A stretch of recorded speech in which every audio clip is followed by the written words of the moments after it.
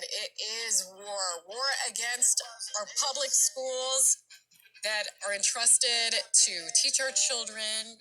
Just stick to math, science, English, history, the basics. We pay taxes for these people to take care of our children and to teach them. But instead, we have pornographic material in the libraries, the encouraging of children to read these books, the encouraging of these children to not speak with their parents or tell them about private sexual questions they have or private sexual questioning they have. They're encouraged to do that at school. Don't talk to your parents about that. Talk to the school and read some genderqueer while you're at it. It's this fun comic book that has all kinds of fun things in it that I can't even repeat because I wasn't doing a very good job at censoring myself earlier. But this is the thing. I have to be worried about reading stuff out of this book on air, but our kids can just pick it up at the school library. And again, I got this book out because I had to have a discussion with my child and say, I just want to see if you can get this book out. Please don't open it up. Just see if you can get it out, and let's see what happens. And yeah, no problem. I was able to check it right out. Disgusting stuff in there, which I've already gone over. But this is what they think of us. Let's play clip 9 about what they think about us having an opinion about this. Veto books, Glenn, not to be knowledgeable about it, also take them off the shelves. And I'm not going to let parents come into schools and actually take books out and make their own decision. So, yeah, I stop the bill that I don't think parents should be telling schools what they should teach. I get really tired.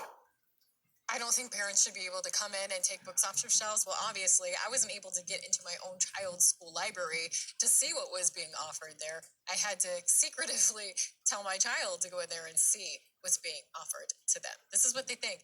And they're calling parents that have these concerns domestic terrorists. They're trying to enlist the federal government to protect the school board from parents that are concerned about these things. It's insane.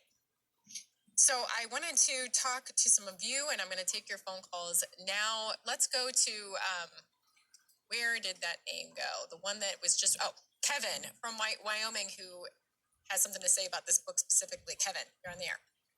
Hi, this is Kevin Bennett. I am in Gillette, Wyoming. We've been fighting this issue since July 7th. This specific book, Genderqueer, was presented before the library board on Monday of this week in Campbell County, at the Campbell County Public Library on our tax dollars. And the director of the library, Terry Leslie, said that it wasn't, she intimated this wasn't pornographic and that she'd have to review it more deeply when we presented this in public. We have had countless county commissioner meetings about this book. We've gone to library board meetings. I've even been at the school board here in Gillette, Wyoming, a couple of different times. This issue's big, and it's not the only book. There are at least, we filed 35 reconsideration requests, maybe up to 50. There's between 200 and 300 books total in the library. We haven't reviewed them all, but we know at least 50 of them are in the children or young adult section. This isn't the only one. The worst one's probably called Sex Plus. But there are a bunch of these books, and they're specifically designed for grooming, for child sexualization, to introduce these wicked ideas to young people who don't know any better. And I think that they're kind of hiding under the guise of this being called genderqueer because it's like they know that people don't necessarily want to have any criticism over gay, lesbians, trans, because that's not politically correct. But the fact of the matter is, with this book in particular, and I did look through it before talking about it, obviously, you could make it completely straight characters, and I'd still have a major issue with it. You have talking about sex toys and actual sex acts and touching yourself and touching yourself as a child, as an 11 or 12-year-old. I mean, I don't care if it's transgender or if it was just a book about straight people. Either way, it's pornographic. There's pictures that I can't even show on air, but yet our kids can just pick it up at the library. We've read some of these things in public meetings, and one of our county commissioners said we couldn't read those out in front of the Gillette Public Access TV. And I said at that county commissioner meeting, I said, if we can't read these in front of the GPA, how dare we put them in front of children? It's been like 2, 3, maybe even a month, since 2-3 weeks or a month since I said that. You're absolutely right. And it's not just the gay materials. There's a book called How to Make a Baby, which has full frontal nudity, graphic nudity, and it shows the sex act, and it's designed for prepubescent kids. Now, in our library, it was listed in the quote-unquote parent section, but any kid could pick it up, check it out, read it, like you were talking about your kid picking it up at the library. They don't care about that, and a lot of librarians are SJWs who they think they're getting away with something, and they get off on it. It's terrible. Well, the thing is what's happening right now, I don't know if you know this, but it's Banned Books Week. I think that's what it's called, but it's specifically about banned books, and they're celebrating the freedom of having, controversial books on the shelves, and they're using Banned Books Week also to hit back and call parents that are upset about these books homophobic, transphobic, all of these things, and saying that it's censorship and it's a First Amendment issue. But the problem is they have a little pesky thing about federal laws that this is breaking. The federal law is very clear that you're not supposed to give minors pornographic material. This is pornographic. I mean, it might be pictures, but there's full depictions of sex acts going on, sexual conversations. It's disgusting. I mean, the thing is I just have in my gut that it's grooming, like you said, because it's a comic book. It looks like it's like a fun little comic book that you can read, but it's not at all. It's pornography. Porno, and you know what? You can read it to these people. Oh no, did I lose you? No, I'm here.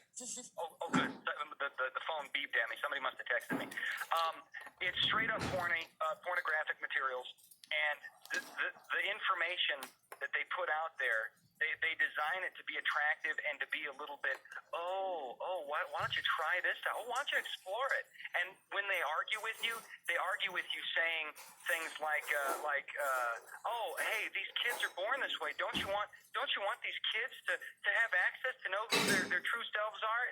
What a lie. The people will not back down on it. And they call you transphobe and homophobe and all this stuff. And domestic terrorist. Yeah, exactly. And it's not. We don't want any sexual materials, gay or straight, in front of kids. Leave kids alone. That's the cover. The cover. They're playing a big game here. The ALA, the American Library Association, is a Marxist front for ideological subversion, in my opinion. All I've seen is nastiness from them, and they're a private agency. We don't need them to certify any libraries. We don't need them, period. We don't need to send funding to them, nothing. How about we just keep talking about sexual things outside of the school? There's an idea. Maybe they should talk about sexual questions at home. Yeah.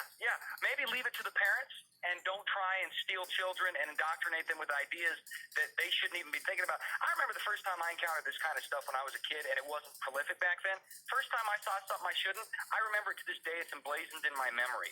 When you think and see stuff and do stuff, that puts an epigenetic marker on who you are. It changes you fundamentally from the genetic level for the rest of your life. And there's no way to go back from that. And they know that. That's why they're throwing this stuff at us. Absolutely. I did a wonderful interview with Gina Peth. You can find it on band.video. She's a technology expert, and she talked about what you're talking about, Kevin, which is when kids are exposed to things too early, there's actually a trauma response. And the trauma response can sometimes be misread because we tend to think of our kids being overtired or our teens being overtired and grumpy, but that's actually a sign of trauma. So if they're seeing things or talking about things that they shouldn't be, and you think they're just being grumpy, look deeper. It might be a trauma response. I want to get to more of your phone calls because this topic is so important.